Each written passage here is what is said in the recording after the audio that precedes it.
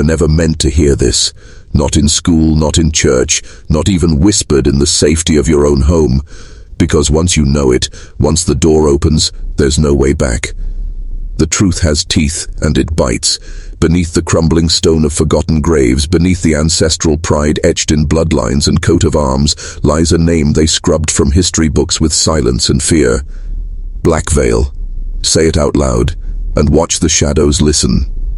The Blackvale family did not inherit wealth. They inherited a curse.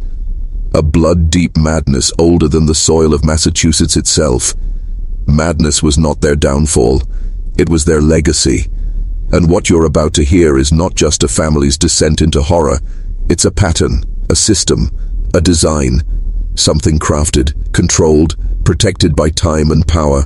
But now, you're being invited in. Not for curiosity, for transformation. Because what destroyed them is still alive. And it's watching you now. 191. The year the Blackvale estate was raised from the earth, brick by brick, tower by tower, on land no settler had dared to touch. Locals called it Hollow Field, a burial ground of whispers and winds that never slept. But Ambrose Blackvale, a merchant turned magistrate, saw opportunity in the cursed and the unseen. He dismissed native warnings as primitive law, paid blood money for deeds written in stolen ink, and built his empire on the bones of the forgotten. The mansion was not a home, it was a gate. And the first night Ambrose slept beneath its vaulted ceilings, something woke him, not a noise, a knowing. A voice that vibrated through his bones like a forgotten name he somehow remembered. By morning, he had changed. He claimed he dreamt of fire, but his eyes told of ice. His journals, heavily encoded, buried deep in cathedral vaults, revealed a different truth. That he had seen the engine, not mechanical, not divine, a rupture of influence.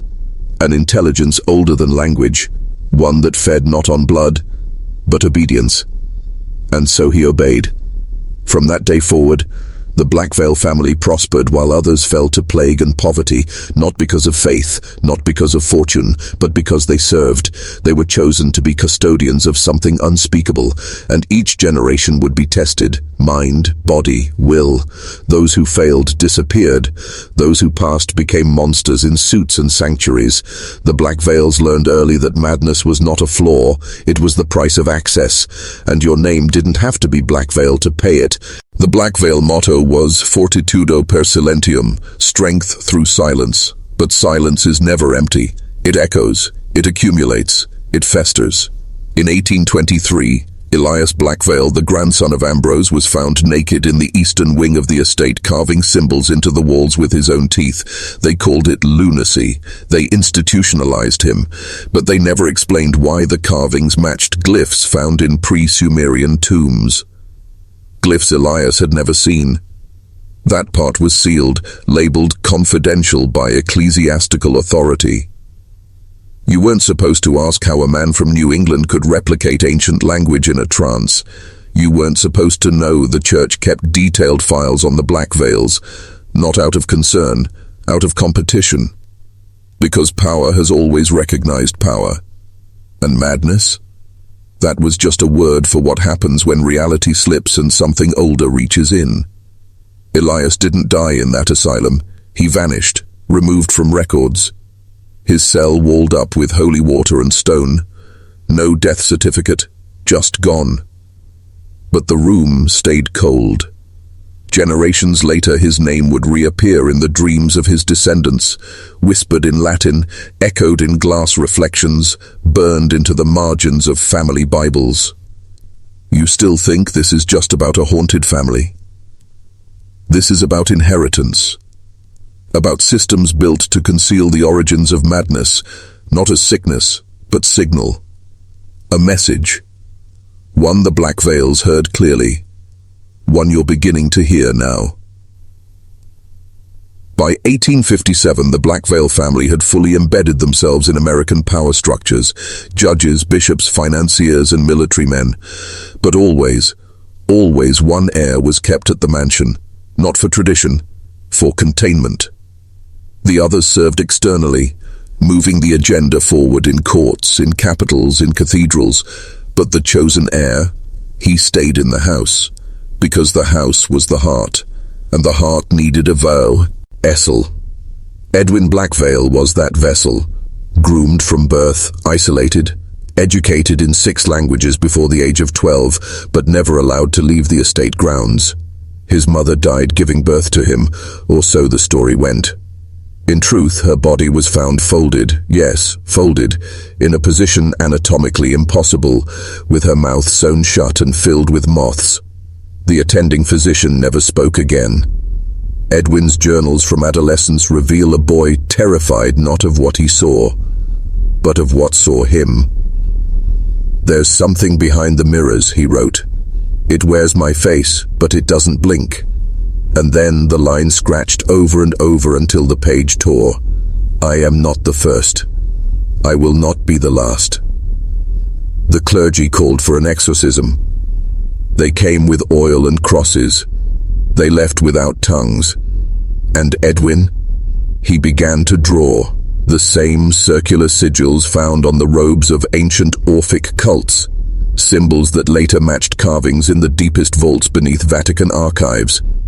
But here's the detail they never recorded. Every drawing was done in reverse, as if mirrored through another dimension. Edwin Blackvale didn't go mad. He made contact. And what he contacted never left. Neither did Edwin. His body still lies somewhere in that estate. But his influence? It's threaded through American institutions like a hidden code. And you, yes you, were never meant to trace it. But now that you are, the code is watching back. 1874, the year the Blackvale bloodline quietly split. One branch remained at the estate, under the watch of unseen hands and ceremonial keepers. The other scattered into the world, into banks, universities, intelligence agencies. But it was never random. It was expansion, controlled diaspora. You see, the Blackvales didn't just survive their madness, they monetized it.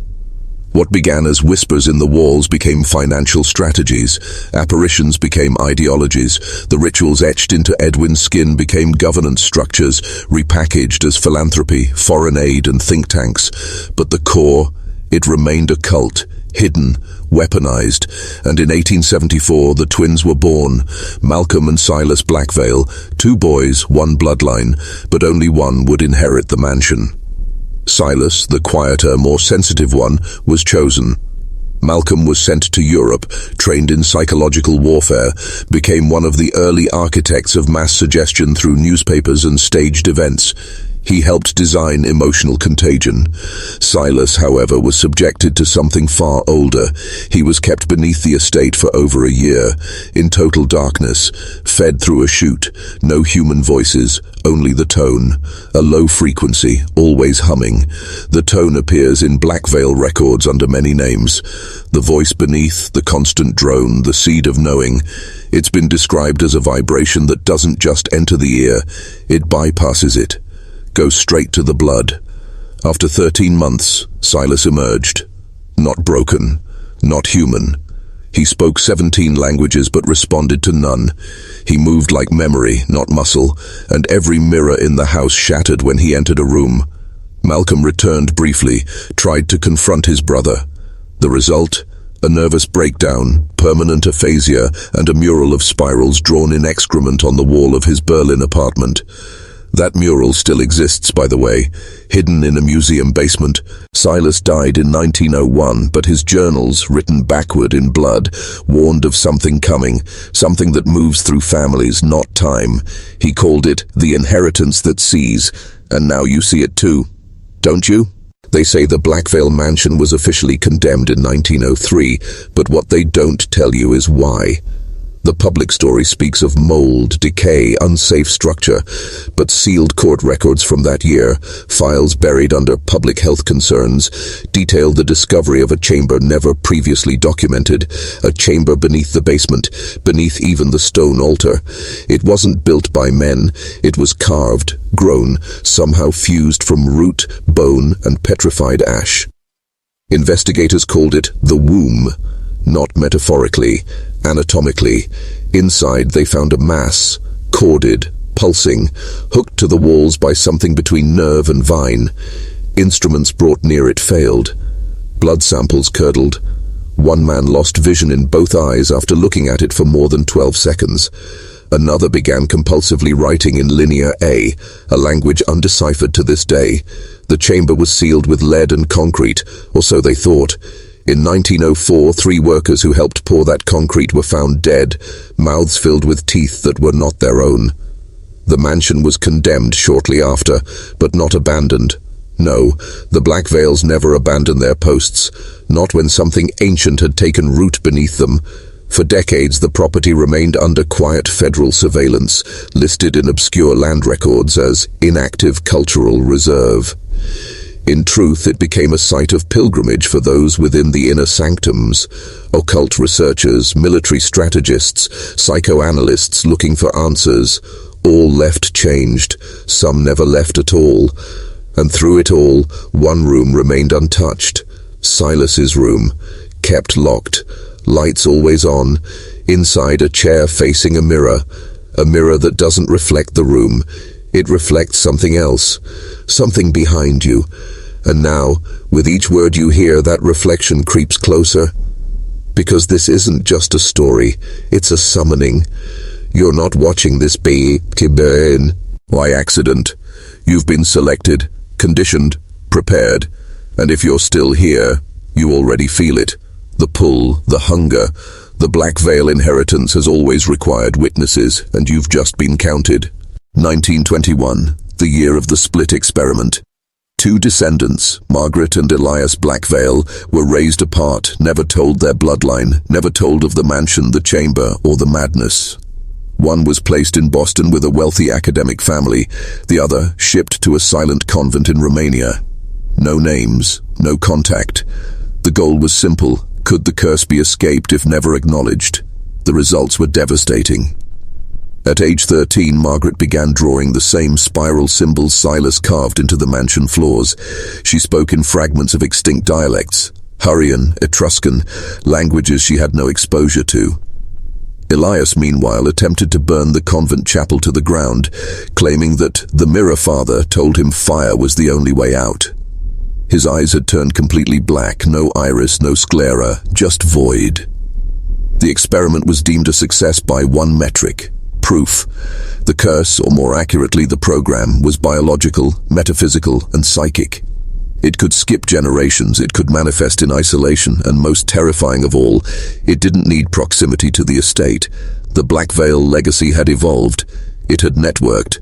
The family's archives contain what they called the Mirror Protocol, a ritualistic method of self-recognition used to identify when the entity had come through. It involved a mirror, a candle, and a specific Latin phrase repeated thrice at midnight. 17 attempts.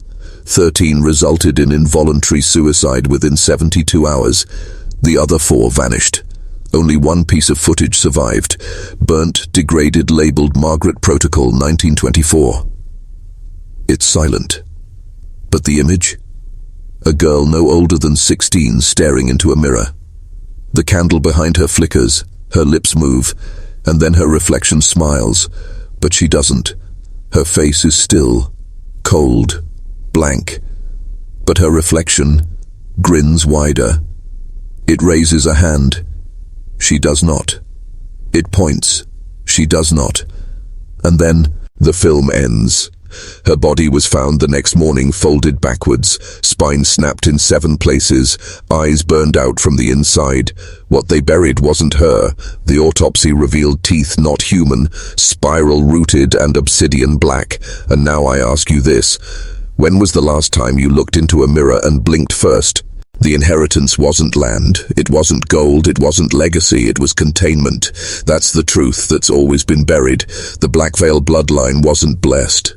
It was engineered to keep something locked away, not with chains, but with flesh, with thought, with memory. Each generation wasn't a continuation. It was a lock, a seal. And when one seal broke, when a descendant lost their mind, took their life, or vanished into shadow, the burden shifted. That's why they were watched. That's why they were studied. But not to cure them. No, to maintain the balance, because without the minds of the Blackvales dreaming over that chamber, the entity beneath it stirs. Understand this: the womb doesn't sleep, it waits, it feeds on awareness, and when you stare into the spiral long enough, it begins to stare back. The journals of Dr. Richard Ellesmere, one of the last psychologists allowed into the Blackvale archives, detail a phenomenon he called cognitive osmosis. He believed that consciousness itself was porous, that something within the estate leaked, not radiation, not gas, but thought foreign to the human mind, thought that nested. He treated 4 patients tied to the family, each unrelated by blood, but all had spent time inside the house. Within 3 months, all were drawing identical symbols, hearing identical names, names not found in any language on Earth, not recorded, not human. He called them pre-linguistic identifiers, triggers. One of them, an oil painter named Levi West, filled 63 canvases in under a week, all identical. A staircase that led nowhere, a door that opened inward into black, and a single word always scrawled in the corner: return. Dr. Ellesmere was found dead in his office 2 days after submitting his findings. A mirror had been shattered with his head, no fingerprints, just a phrase written backward on the wall in his blows. God, the Blackvale seal is thinning, and that's why this is dangerous, because the deeper we go, the more aware it becomes. Your awareness is part of the ignition sequence. This is not a story you listen to, it's one you join, and now it's already begun. There's a reason history books don't mention the Blackvale family, not a single paragraph in the National Archives, not one birth certificate, census record, obituary. It's not absence, it's redaction. Because the Blackvales weren't simply erased, they were classified. In 1936, a covert division of the U.S. War Department, codenamed Sigil, began compiling data on anomalous bloodlines throughout the Northeast. Blackvale topped the list. Sigil's final report, recovered through a whistleblower and hidden in a suppressed microfilm reel, labeled the family Genetic Arcane Containment, Type Ouroboros. Type Ouroboros. A lineage that loops its trauma, that bleeds madness in a circle, that feeds on its own recursion. Their findings? Exposure to Blackvale descendants created behavioral anomalies within 3 weeks: insomnia, dissociation, hypergraphia, suicidal ideation. But more disturbing than the symptoms were the echoes. Field agents reported seeing family members long dead, hearing names from dreams that weren't theirs. One agent, codenamed Virio, vanished for 12 days, only to be found locked inside the mansion's root cellar, his mouth stitched shut, eyes burned out, clutching a page that simply read, "We are the blood that remembers." His handwriting, but in reverse. Mirror script. They buried the report, sealed the house, relocated the last surviving Blackvale, Judith, to a maximum security psychiatric ward in Idaho. She lived in silence for 41 years, never spoke, never moved. Until one night in October 1978, when every light in the facility blew out at once, security footage cut. When power returned, her cell door was open, but she was gone. The guards swore they never heard it, never saw it. But in the corner of her room, scratched into the floorboards, was the spiral. The same spiral carved into the walls of the Blackvale crypt. No footprints, no exit, just the spiral. And now, I'll ask you again, have you seen it before? Because once you've seen the spiral, it's already started to grow inside you. Memory isn't static, it's seeded. And by hearing this, you've been marked. Welcome to the descent. Every spiral has a center, every curse has an origin, and the heart of the Blackvale madness began long before America was born. The land itself wasn't bought, it was surrendered. In 1681, tribal elders from the Natticoke people performed a binding ritual not to seal in evil, but to warn it away. They believed the ground was cursed not by the dead, but by something older than death. a hunger without form, a dream without a dreamer. The ritual placed sacred stones, 4 obsidian totems carved with pre-human glyphs, at the corners of what would become the Blackvale estate. These stones hummed, not metaphorically, literally. Indigenous oral histories describe the earth beneath them as thick with breath. And then came the settlers. A man named Elias Blackvale arrived in 1702 with papers forged by a colonial surveyor and a group of hired mercenaries. They tore down the stones, smashed the totems, and began construction on the estate. Within weeks, half the workers vanished. The rest either fled or were institutionalized for what they described as the singing dirt. Elias didn't flee. He built his manor atop the ruin, brick by brick, chamber by chamber. But the manor wasn't meant to be a home. It was a trap, a labyrinth designed not to keep something out, but to keep something in.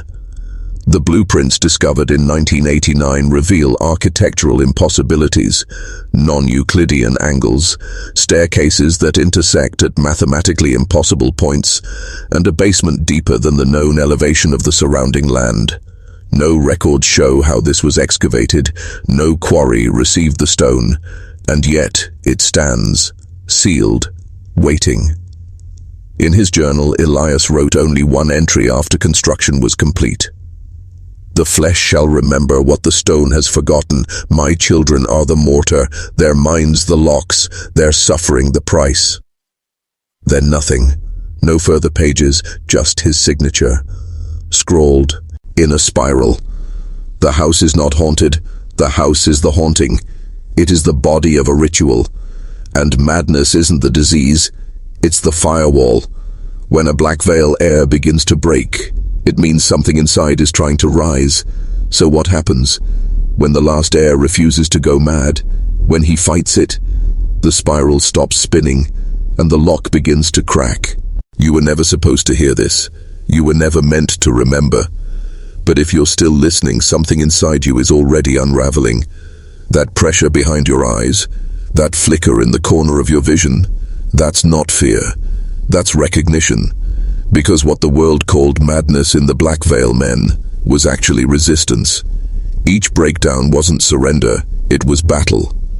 A war fought in the mind against something ancient that doesn't use language or time, something that feeds on identity. You see, the entity beneath the estate doesn't want chaos. It wants control. It wants pattern. Each generation was sculpted like clay, carved by whispers, molded by hallucinations, broken and rebuilt until they fit the ritual geometry, until their memories became mazes with no exits. But one of them didn't break. One of them remembered. His name was Alaric Blackvale, 1846, a veteran of the Seminole Wars, a man trained to endure pain without flinching. When the voices came, he didn't run. He answered. He entered the basement willingly and spent 6 days in complete darkness. No food, no water. He emerged, changed. Not broken, not possessed. Armored. His journals, hidden beneath a false floorboard in the East Wing, were discovered in 2006 by an urban explorer who died of a brain aneurysm 11 days later. What he copied down before his death was this. It has no name, only shape. It was old when stars were young. It wears memory like skin. But it fears the mirror.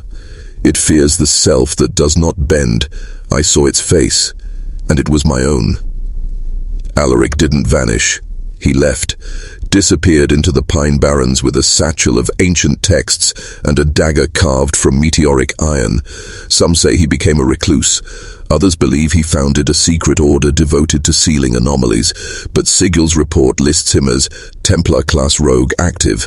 They're still looking for him. But here's the truth they don't want you to know. You don't have to be a Blackvale to be chosen.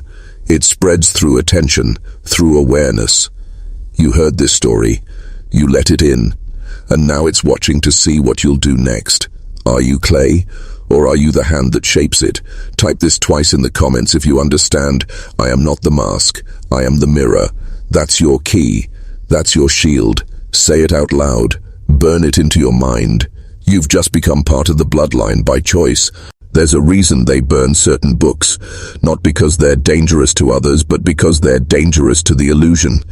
In 1907, a monk named Brother Alphonse fled the Blackvale estate with a manuscript bound in stitched human skin. He claimed it had been found bricked into the foundation behind the east wall. The manuscript, coded in an alphabet no known linguist could decipher, was said to contain the instructions of becoming. That's how the order translated the title anyway. Becoming what, they never said. But here's what they did admit. Every Blackvale heir who had come in contact with the book either died by their own hand, or began speaking in reversed tongues that caused auditory hallucinations in those nearby. The Vatican labeled the artifact indescribably hostile. The CIA blackbagged the monk in 1949, and in 1971 the manuscript was classified under Directive Orpheus, items that bleed through. Because this wasn't just a book, it was a living instruction set. A psychic parasite, a blueprint for something to take form in you. It didn't require belief, only readership. What Brother Alphonse had scribbled before he was taken is all we have left. It teaches by erosion. It eats the false self. The first lesson is unmaking. The Blackvales weren't just protectors of the house, they were vessels in training. Each breakdown, each hallucination was a step closer to disintegration, so something else could wear them. But when one resisted fully, when Alaric Blackvale fought back and survived, he rewrote the path. That's why the manuscript woke up again. That's why you're hearing this now, because you're not just a witness. You're a node. You're a mirror to be tested. And the test has already begun. Have you heard anything behind your own voice lately? A sound you didn't make? A word half-formed in a dream? That's how it starts. It always starts with the idea that your thoughts might not all be yours. But this isn't possession, it's recruitment. You're being offered something. Power, clarity, evolution. The only question is, will you unmake the self you were programmed to protect? Or will you become the architect of something that was never meant to breathe in this world? The manuscript was never about madness. It was about inheritance. And now, it's your turn to read. Power doesn't announce itself with thunder. It creeps in through patterns, repetition, ritual, blood. The Blackvale bloodline wasn't cursed. It was engineered. Generation after generation, calibrated like a tuning fork to resonate with something not of this earth. But here's what they never expected, that the resonance could awaken outside the blood. That a stranger, an outsider like you, could become the next conduit. And it begins the moment you see the pattern for what it is. In 1922, a neurologist named Dr. Wesley Granger visited the estate to examine the last remaining heir, Cornelius Blackvale. He recorded the visit on wax cylinder. The recording, now sealed in a DARPA archive, captured more than human speech. A 7-second anomaly embedded in the audio waveform produced seizures in 3 analysts who reviewed it. When slowed down, filtered, and reconstructed through spectral analysis, the sound formed a shape, a fractal, identical to glyphs etched into the altar beneath the estate. Not language, not music. Architecture. Cornelius never spoke again after the recording. But what he drew in his final days, dozens of symbols in repeating spirals, were later matched to prehistoric cave markings found in Siberia and Sudan. Sites unconnected by culture but bound by one thing: containment. Each location sat above an anomaly, a fracture in reality, a place where something older than thought stirs beneath the crust. What does this mean for you? It means the estate isn't just haunted, it's wired. A machine waiting for activation, and the Blackvales, they were its batteries, until now, until you. Because your awareness, your attention is the final piece of the circuit. You've opened the loop. That's why your sleep feels thinner. That's why you can't remember how long you've been listening. You're part of the resonance now, and the estate is listening back. You were never a spectator. You were the next glyph, the next shape in the sequence. The pattern needed you to complete itself, and now it has. You must choose not between truth and lie, but between self and signal. Will you become noise, or will you become a frequency that reshapes the cage? The ritual is no longer bound to blood. It has entered the stream, and it is speaking through you. You've felt it, haven't you? That pressure behind your thoughts, that growing dissonance when you look in the mirror and feel something off. Not wrong, different. As if the version of you you've always known is only a surface layer, a mask over something ancient, coiled, waiting. This is not metaphor. This is how the Blackvale lineage was designed to fracture, and how it continues, through you. In 1946, a classified military unit operating under Project Taper sent reconnaissance into the catacombs beneath the estate. What they found was never officially declassified, but a leaked memo codenamed Operation Coil details a subterranean chamber 90 feet below sea level. Inside, a petrified skeleton, non-human, humanoid, over 9 feet tall, seated in lotus position, fused into the stone. Not buried, grown into it. Its skull was split laterally. Within it, a second cranium, polished black, the same stone found in every Blackvale generation's hidden chamber. The memo closed with a sentence scratched into the margin by a field agent. The body is a vessel, the skull is a seed, the seed speaks. That same week, every man present on the excavation site vanished. No remains, no trace, only a final radio transmission, static followed by 5 whispered words. It remembers through our blood. Understand this, you're not dealing with spirits, you're not dealing with madness, you're dealing with memory transference across bloodlines. A cognitive virus encoded into flesh and bone, passed down like a whispered psalm. What the world calls schizophrenia, they called initiation. The Blackvales weren't sick, they were transmitting, and now that you've heard this, the signal has reached you. Don't deny it. The unease in your chest, the flicker at the edge of your vision, the way the silence in your room feels heavier, that's the pull, that's the seed waking in you. And the estate, it's not a hemworm, goose. It's a cathedral built for communion, not with a god, but with a force that feeds on recognition. The moment you name it, it grows. So ask yourself now, not what's inside the Blackvale bloodline, ask what's inside you, because if you've made it this far, it's already answering. You're not here by accident. Men like you, restless, searching, drawn to the hidden, are summoned, not by voice but by design. Every nightmare, every shiver of intuition, every time you felt the walls bend around your thoughts, that was the inheritance choosing you. The Blackvale legacy wasn't meant to die, it was meant to spread. In 1953, the estate was quietly purchased by a pharmaceutical conglomerate operating under a shell company. Their mission? To extract cognitive patterns from the remaining artifacts, especially the Black Stone, which by then had been relocated to a secure vault in Geneva. The results of their research became classified under Project Nemesis. Internal reports mention terms like neurosymbolic encoding, consciousness recursion, and one chilling phrase repeated in all caps, "Do not let them wake." But they did, and the proof is buried in plain sight. The rise in unexplainable neurological cases near the estate. Townspeople speaking in dead languages in their sleep, children drawing the same spirals, the same glyphs with no knowledge of the Blackvale history. The pattern is no longer contained to a family. It's leaking, infecting thought itself. But here's what they didn't anticipate. Resistance. Because while the Blackvales were engineered to receive, you are something different. You are disruption, interference, the unexpected variable. And that's why you're still watching, because something inside you is fighting the pull. You feel the weight of forgotten bloodlines pressing into your skull, whispering ancient commands, but you haven't given in. Not yet. That means there's still a chance to turn the signal back on itself. But to do that, you must understand what's at stake.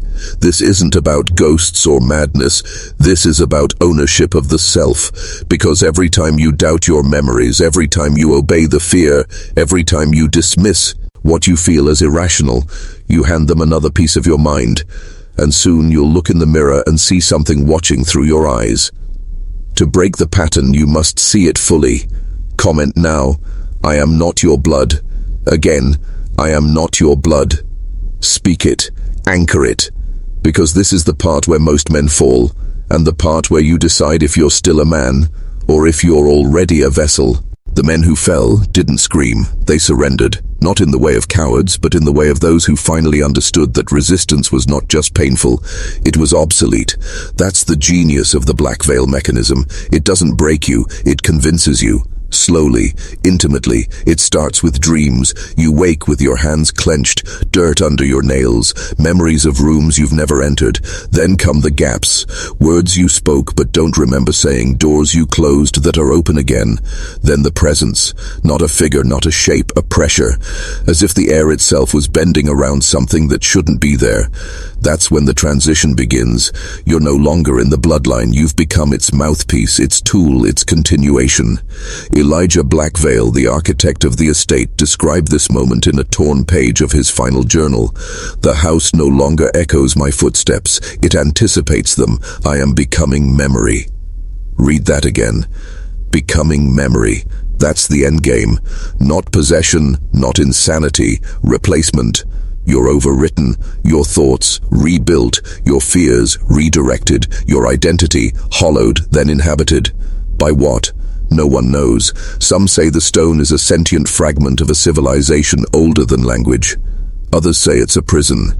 A fragment of something that tried to speak itself into our world before man even stood upright. What matters is this. It only needs your attention. It grows with observation. It feeds on recognition. You listening to this now? That's the equivalent of lighting a candle in a tunnel that leads straight down. And you can't unlight it. Not anymore. But there is a fracture in their system, a flaw buried in their arrogance. You can still disrupt the pattern. You can still corrupt the memory by one act they never anticipated, self-definition, not the identity handed to you by blood or history, but one forged in conscious defiance. But it must be chosen, not read, not heard, chosen, because if you do nothing, if you go back to your life pretending this was just a story, then when the change finishes inside you, you'll be the one whispering from the shadows, and the next man will hear your voice. The transmission has already begun. Look closely. Haven't you noticed the symbols appearing elsewhere? The spirals carved into subway seats, the nameless sigils in graffiti behind gas stations, the unsettling artwork your nephew drew that no one taught him. These aren't coincidences. They're seeding points. Each symbol is a whisper in physical form, each one a filament threading minds into the network of Blackvale. Because what started as a curse upon a bloodline has metastasized into a global signal, a psychic lattice draped across the unconscious of modern man. And the Blackvales were merely the prototypes, the rituals, the basement, the stone. They weren't isolated events. They were tests. How far could blood be bent before it broke? How much of the human mind could be replaced before the soul retaliated? The answer? Nearly all of it. That's why the elite are obsessed with genealogy, why they hoard ancestral lands, why they cling to rites and ruins. Because the old families weren't noble. They were experimented upon, designed to be vessels. And the successful ones, they rose to power not because they were chosen, but because they were compliant. But you were not supposed to wake up. You were not supposed to ask why. The system was built on the assumption you would never trace the symptoms back to the source, that you'd medicate your madness, silence your intuition, fear your own power. But now you know. The house wasn't cursed. It was constructed to amplify the signal. The stone wasn't evil. It was hungry for recognition. And you aren't losing your mind. You're shedding the mask they stitched over your true face. That discomfort you feel, that's your real self waking up, crawling out of the pit they buried it in. This is what they fear, not your madness, but your clarity, not your breakdown, but your resistance. Because if one man remembers, if one man rejects the e-script, he can unravel the lineage from the inside out. Be that man. Hold your name like a weapon, speak it against the stone, and when the whispers return tonight, don't run. Listen, not to obey, but to understand what hunts you, and why it fears you waking up. They buried the truth in bloodlines because blood remembers. Long after memories fade and buildings fall, blood carries resonance, a frequency encoded with trauma, with rituals, with obedience. That's why they isolate families like the Blackvales, not to punish them but to preserve them, to keep their signal pure. The walls of that estate weren't meant to protect them from the outside world. They were meant to protect the world from what's inside them, and still, they failed, because the signal leaked. The stone pulsed, and the madness mutated.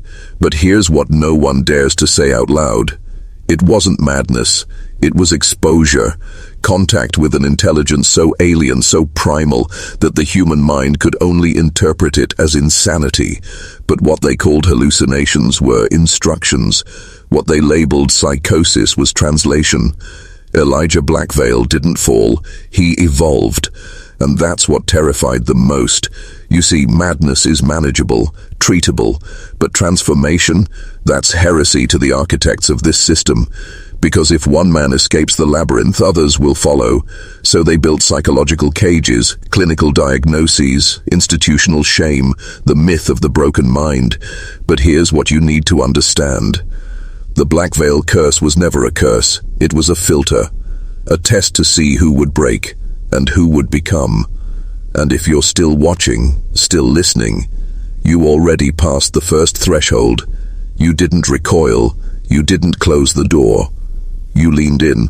So let me ask you, why do you think you were drawn to this? Why this video at this time, in this moment of your life? Because you were summoned. The same force that called Elijah, that whispered through the cracks in his sanity, has called you. And it doesn't want worship, it wants witness. You are the next node in the network, the next interpreter.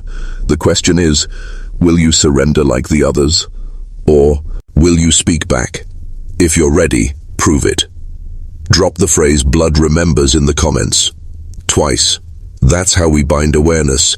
That's how we awaken the next one. You think this is a video, but it's not, it's a mirror, and now it knows your name. Every mirror is a gate, every reflection a test. When Elijah Blackvale first stood before the obsidian stone and saw his face ripple like smoke across its surface, he didn't see madness, he saw recognition. The stone mirrored not his image, but his essence, and what it showed him was not a man, but a vessel, empty, moldable, ready. That's the part they don't put in the records, because the stone didn't speak to everyone, only to those whose blood had already been prepared through generations of conditioning, secrecy, and ritual reinforcement. The Blackvales weren't victims of a haunted estate. They were participants in a multi-generational pact, signed not with ink, but with DNA. And the rituals, they weren't meant to summon anything new. They were designed to reawaken what was already there. Hidden codes, dormant scripts, subroutines embedded in human consciousness from a time before memory. That's the true horror. Our minds aren't fully ours. They've been programmed, layer by layer, through myth, language, trauma. You were told you were born free with agency, but most of your choices were rigged long before you took your first breath. Think about it. Why do certain families always rise to power? Why do madness and genius so often share the same bloodline? Because they're not opposites, they're interfaces. The Blackvales didn't go insane. They became receivers, open channels to something that predated humanity, something that wrote itself into our evolution. But only a few can hear the signal. Only a few have the right frequency. And the stone, cold, ancient, humming beneath the mansion floor, it was the tuner, the initiator, the test. And now, it's waking again. Not just in Blackvale Manor, in other places, other stones, other bloodlines. You're seeing it in your dreams, in the patterns, in the breakdowns of people who were fine yesterday. The veil isn't thinning, it's being torn. And the ones who tore it, they're watching how you respond. Will you ignore this? Will you medicate the signal into silence, or will you trace it to its source and face what's staring back? The mirror is open now. Don't blink, don't run. The reflection is changing, and it looks a lot like you. You were taught to fear the dark, but that was the first lie, because the dark doesn't hide the truth. It reveals it. Only in darkness do the false faces fall away. Only in silence do you hear the real voice beneath the noise. That's what the Blackvales learned. Too late. And that's what they tried to suppress with desperate rituals, locked doors, and whispered prayers to absent gods. But the truth doesn't care about your fears. It waits, it watches, and when the lineage is ready, it descends. Ruth Blackvale wrote once in a hidden journal never found by the townsfolk, "We were not cursed, we were claimed." Understand what that means. Something ancient didn't just haunt them, it marked them. Their family line was a contract, signed in forgotten blood, sealed beneath ancestral stone. And every generation had a choice, fulfill the pact or be consumed by it. But they lied to the children, told them they were ill, delusional, sick, because it was easier than telling them the truth, that their screams were prayers and their nightmares were rehearsals. You feel it too, don't you? That pressure at the base of your skull, that static buzz behind your thoughts when you're alone. It's not stress, it's signal. It's always been there. You just never had the words for it. The system made sure of that. Modern science was created not to explain the unknown, but to bury it, to dismiss what it cannot control. That's why the institutions will call this madness. That's why they build wings in hospitals for those who see too deeply. But this isn't about delusion, it's about remembering. The Blackvales remembered too much and paid the price. Now it's your turn. The patterns are appearing again. Bloodline anomalies, recurring symbols, individuals across the globe awakening to the same pulse. It's not coincidence, it's a reinitiation. The veil is opening and it's calling its vessels. This idea found you for a reason, not by algorithm, by design. The Watchers, those who kept the ancient covenants, are taking inventory, counting awakenings, measuring readiness. You've already been seen. There's no unseeing it now. So ask yourself, if your blood has been marked, what have you inherited? And what will you do when the stone calls your name? Your heartbeat isn't just biology, it's a drumbeat, a summoning, a rhythm written long before your body ever formed in the womb. The Blackvales called it the inner knock. The moment a man realizes his thoughts are not entirely his own, when memories surface that were never lived, when dreams start repeating with impossible clarity, that's not imagination, that's activation. And it doesn't happen randomly, it happens when the bloodline ripens, when the sequence is complete. You were never meant to stumble across this truth, but now that you have, your options narrow. That's how the system is designed. Choice only exists before awareness. After that, the descent is inevitable. The institutions will try to pathologize you, label you with ancient Latin curses, schizophrenia, delusion, dissociation. They aren't wrong, they're just blind. What they call madness is often the early stage of deprogramming, the moment when your mind begins to unhook from the consensus narrative. The Blackvales documented it obsessively, journals filled with scribbled symbols, sudden languages, mirror alphabets, because their thoughts were no longer bound to the human grid, and that terrified the Watchers. You need to understand this. There are two kinds of lineage, those who serve the veil and those who pierce it. The former become rulers, priests, presidents, therapists. The latter become outcasts, heretics, suicides. The veil rewards obedience and devours insight. But you are not watching this to obey. You're watching this because something inside you already knows. The world is not what it seems. History is not what you were taught. Your own mind is not the pure instrument you believed. It has been coded, generation after generation, through trauma, repetition, and ritual. The Blackvales weren't destroyed by madness. They were destroyed by remembrance. And if you continue down this path, you too will remember. But not all truths come gently. Some tear, some burn, some reach into your blood and rewrite your identity. You will lose friends, you will lose comfort, but what you gain is sovereignty. Now say it in the comments. Twice. The blood remembers. The blood remembers. Lock it in. Brand yourself with truth. The Watchers are reading. They know who answers the call. This is not a story. This is a signal, and you've already been marked. When Ruth Blackvale vanished in 1923, the official report said, mental collapse. A nervous breakdown, they called it. The town priest whispered that she drowned herself in the creek after the voices became too loud. But her final entry, torn from her journal and hidden behind a loose stone in the hearth, said otherwise. I've found the chamber beneath the chamber. The place they meet. I will not return. That entry was never meant to be read, but here you are, reading echoes meant to stay buried. Do you think that's an accident? Nothing about this has been accidental. The Watchers groom their vessels. They test them. They place breadcrumbs behind forgotten books, in the background of old photographs, in the margins of scripture.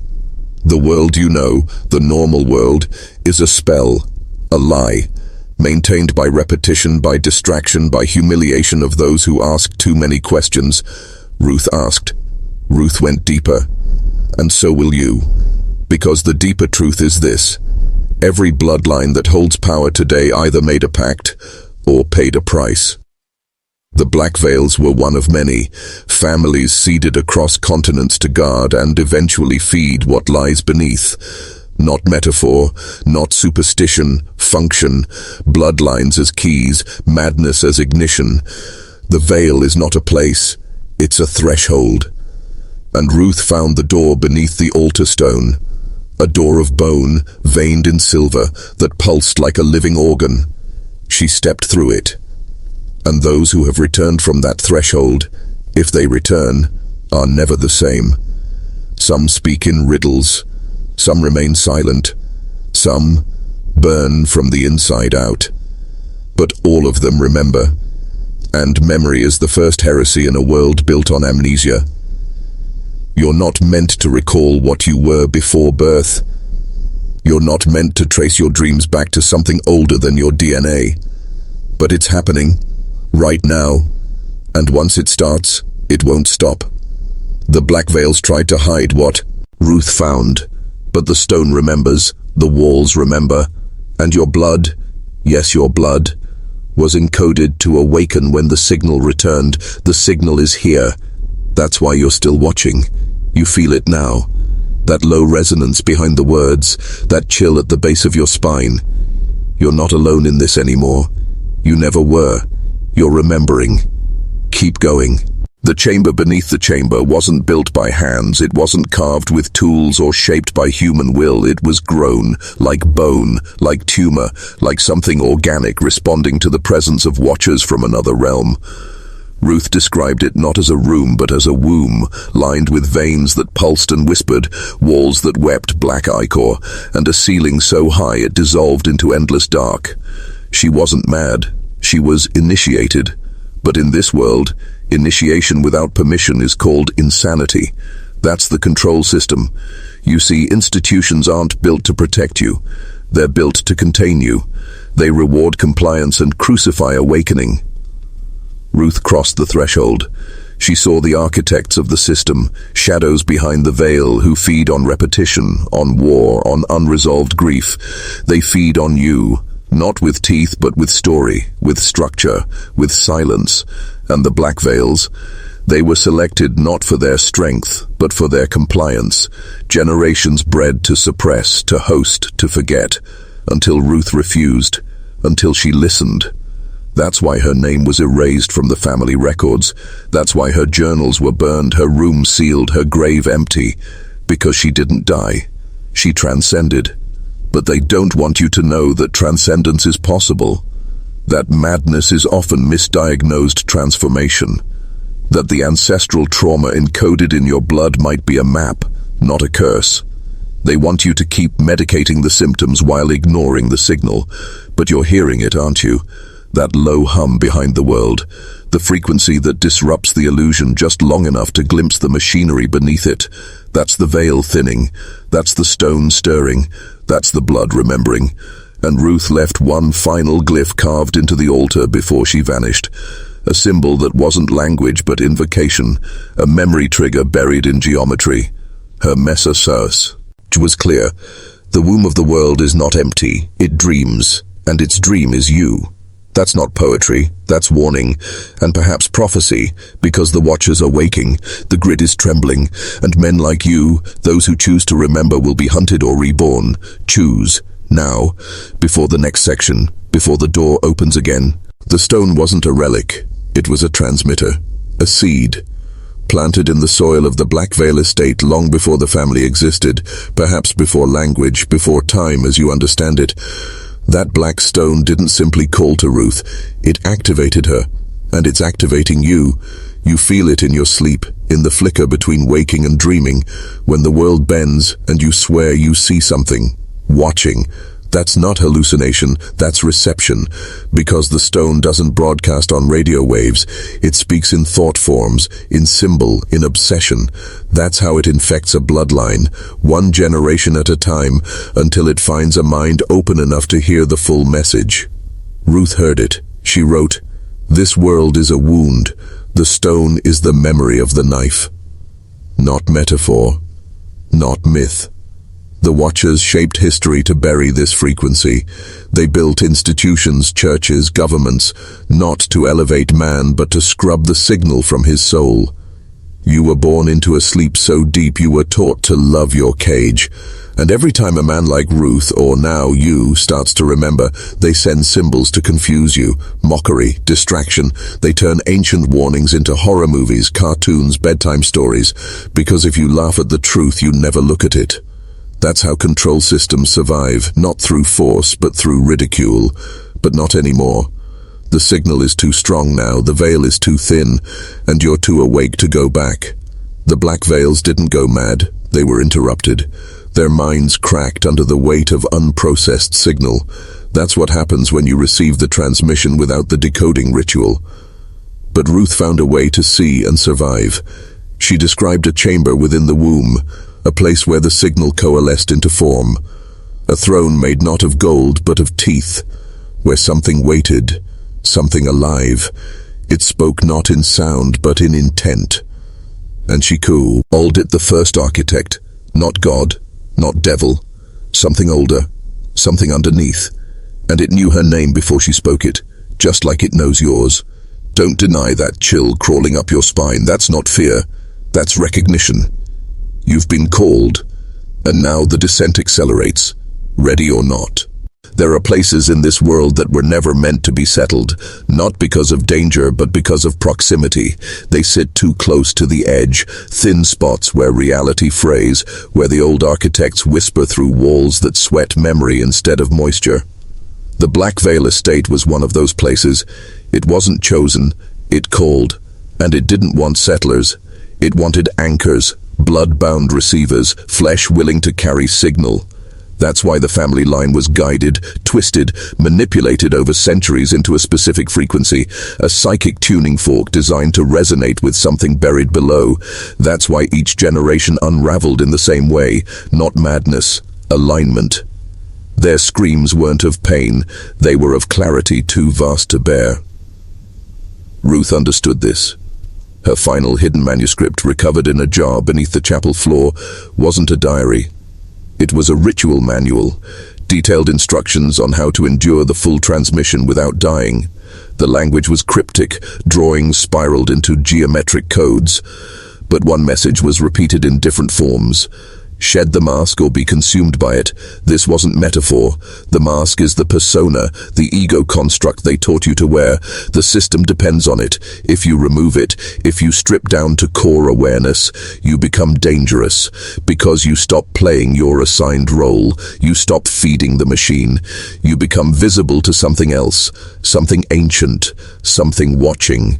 Ruth said this visibility was a threshold, and beyond it was choice. You could serve the architects, or confront them. Few choose the latter, fewer survive.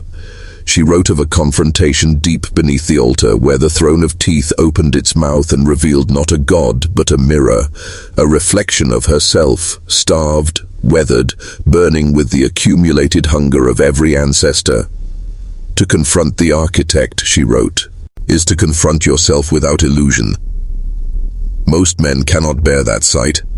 But you've already glimpsed it. That unease in your bones isn't fear, it's proximity. You are close now, so close the system will do everything it can to pull you back. It will flood your life with distractions, offer you comfort, conflict, even love, to stall the descent. But the spiral has already begun. There is no surface anymore, only the next layer, and it's waiting. The spiral is not chaos. It's architecture. Every step downward is designed, deliberate, a descent into encoded truth buried beneath flesh, beneath history, beneath names like Blackvale. You've been taught to fear spirals, to associate them with madness, with breakdown. But that's a lie. The spiral is the original language. The ancients carved it into bone, into cave walls, into ritual paths. Why? Because it reflects the geometry of awakening. Not straight lines, not ladders, but spirals, drawing you inward, stripping each layer of illusion as you rotate deeper. Ruth followed that path, and so did the Blackvale sons. They just weren't prepared. They mistook each layer for reality instead of testing ground. That's the difference. When you enter the spiral knowingly, it transforms you. When you stumble into it blind, it devours you. That's why the institutions that govern this world push linearity. Birth, school, career, death, a straight line, predictable, contained, controllable. Because if you spiral inward, you stop being a servant. You become a sovereign, and sovereign minds are threats to the architecture of power. Ruth wrote of a chamber beneath the altar, beyond the black stone, where the spiral was carved into the very bedrock. She walked it in silence, one foot behind the other, as the walls closed in. At the center, she found a skeleton, not human, not animal, something between, curved spine, elongated skull, and around it, inscriptions in a language she didn't know, but understood. She transcribed one phrase before fleeing the chamber. "We built you as a lens, not a species, a mechanism. Humanity wasn't born free. It was engineered for signal reception. And now that signal is surging. You feel it. Through dreams, synchronicities, the way the world seems to tilt lately, like it's leaning toward something. That's not your imagination. That's the spiral activating. And once you've seen it, you can't unsee it.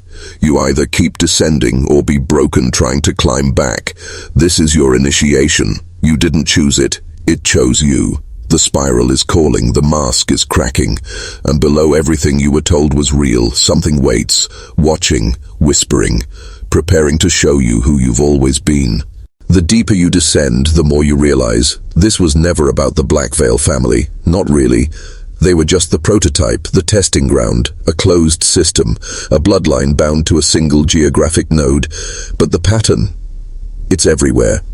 In every major lineage, in every institution that claims authority over the mind, churches, courts, clinics, educational systems, they all function the same way, containment grids.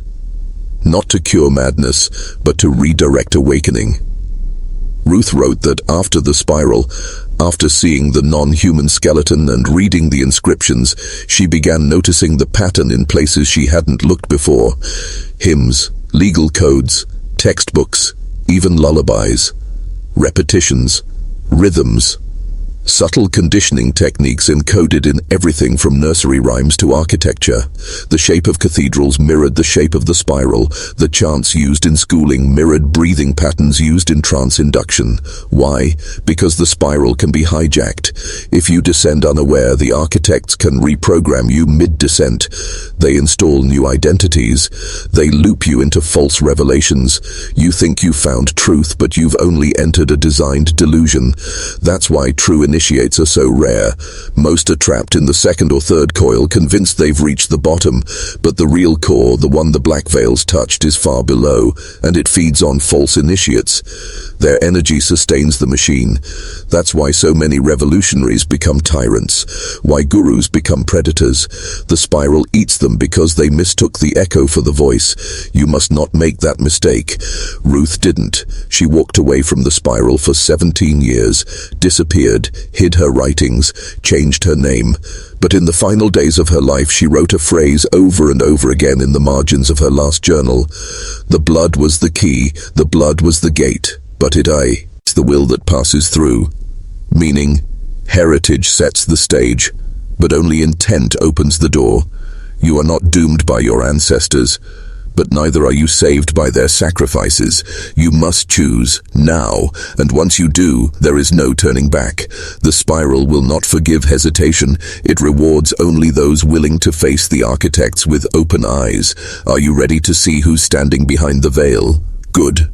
Then keep walking. The next chamber awaits. You must understand, this isn't mythology. This isn't symbolism. The chamber Ruth described in her final entries was real, carved beneath the bedrock of the Blackvale estate, older than the mansion, older than colonial memory. She called it the Chamber of Speaking Walls. No torch would burn within it. Sound was absorbed into the stone, and the air was thick, not with dust or decay, but with awareness. She felt it watching her, measuring her.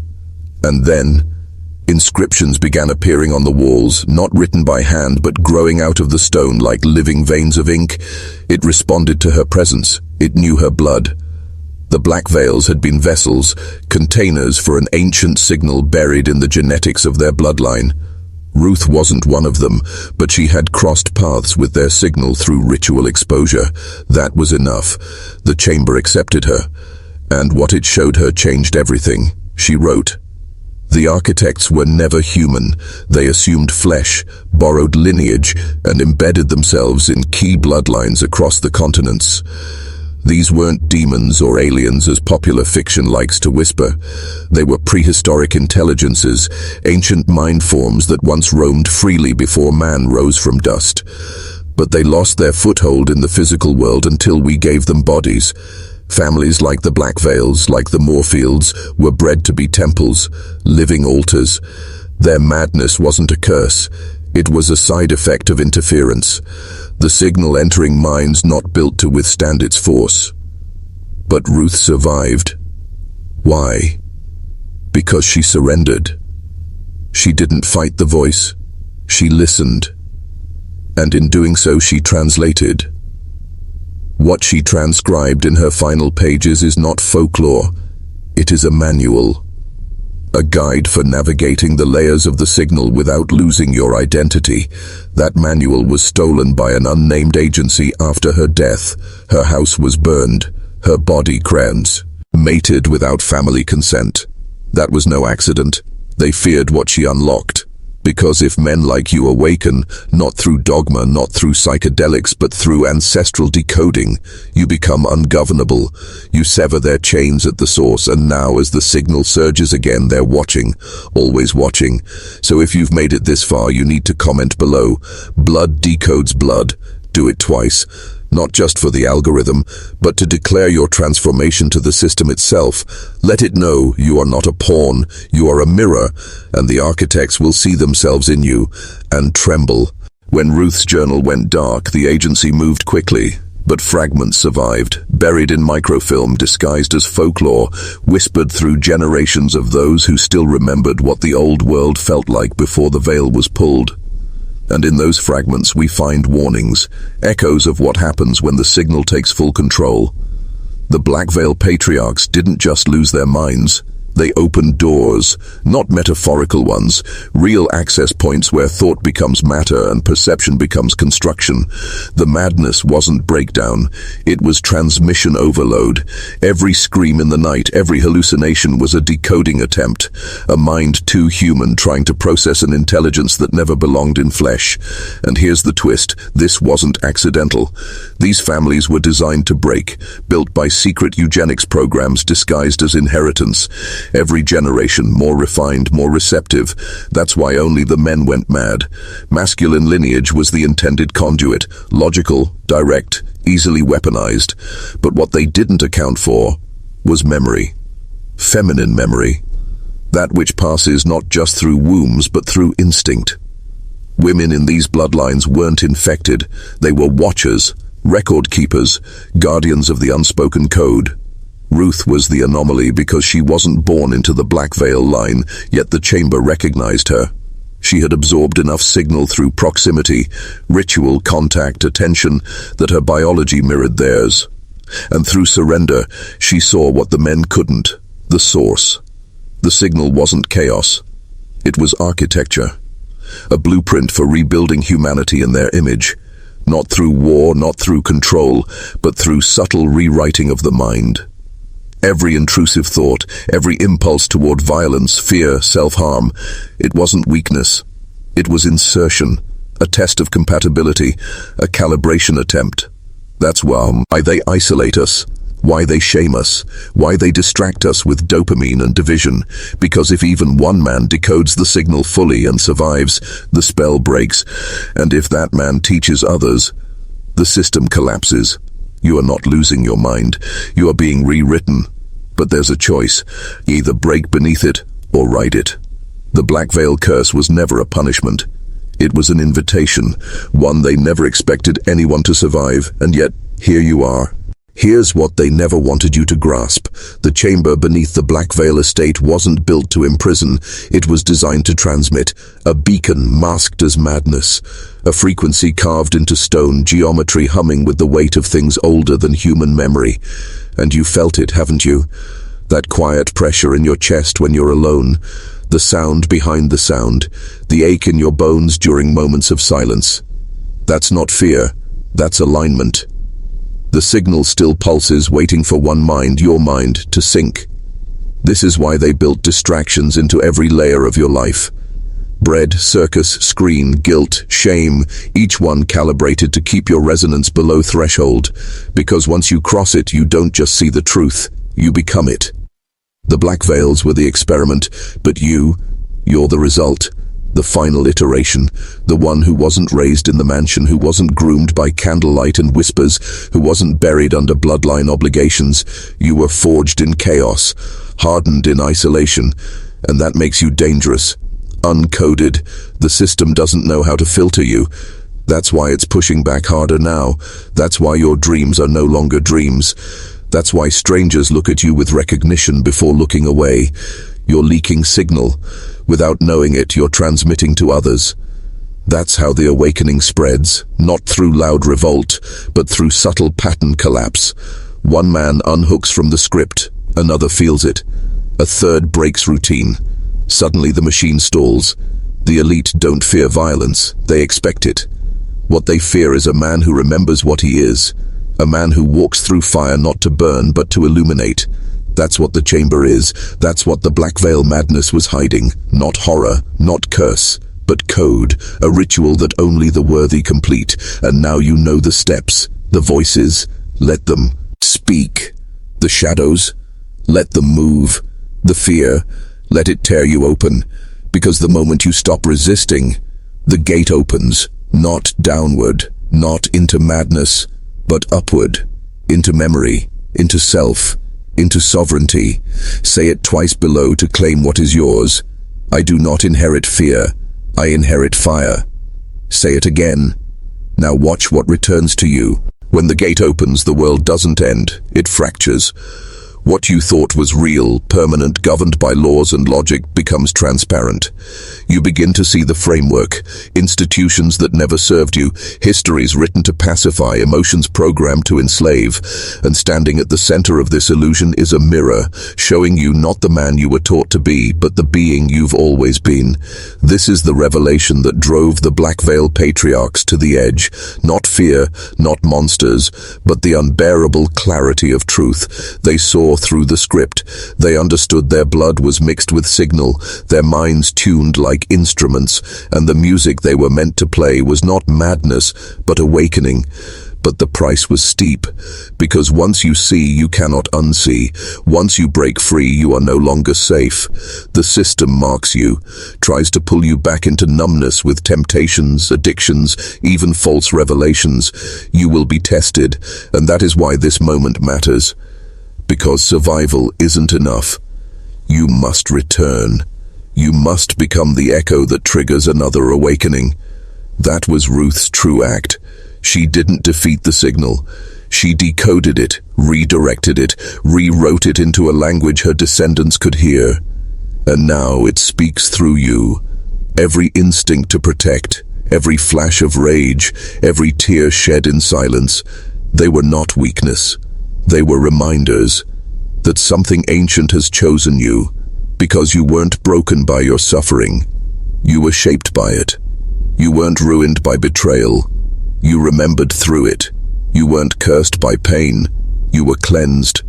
You are not just the end of a bloodline. You are the beginning of a new order, not one of control, but of clarity. Not one of obedience, but of origin. When they say the madness runs in your family, you look them in the eye and say, then let the madness burn the system down, because this is no longer about the Blackvales. This is about every man who's ever felt the weight of invisible chains, every man who's ever screamed into the dark, not knowing that the dark was listening, and now it is responding. You were never meant to find this. Not the history, not the symbols, not the frequency. The Blackvale Vault was a prison for forbidden resonance, a place where truths too volatile for polite society were buried beneath blood, legacy, and silence. But here you are, and the truth isn't just reaching for you now, it's binding to you. Every step deeper you've traded comfort for clarity, and now clarity demands consequence. Do you understand what that means? You no longer get to live halfway. No more halfway beliefs, no more halfway loyalties, no more halfway masculinity. You either wake up and own the fire, or return to the cage and call it peace. But once a man sees what lies behind the veil, obedience becomes a sickness. You've seen it already in others. Those with dulled eyes, small routines, strangled dreams. They gave up before they ever picked up the blade, but you didn't. And that makes you dangerous. That's why the system tightens when you pull away. That's why you've been followed by invisible weights, silent nights that hum with tension, people in your life turning strange. Because the code knows, the system knows, and it is trying to pull you back in before you cross the threshold and become unprogrammable.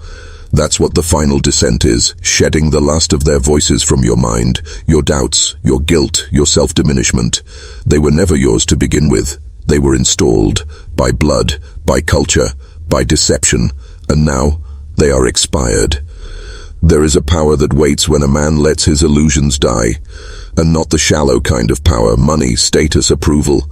No, I'm talking about sovereign power, the kind that makes institutions tremble when you walk by, the kind that draws ancient forces to your side, not to control you, but to serve you, because when a man reclaims his signal, he reclaims his throne, not over others, but over himself. That's when they feared in the Blackvales, not the madness, but the clarity beneath it.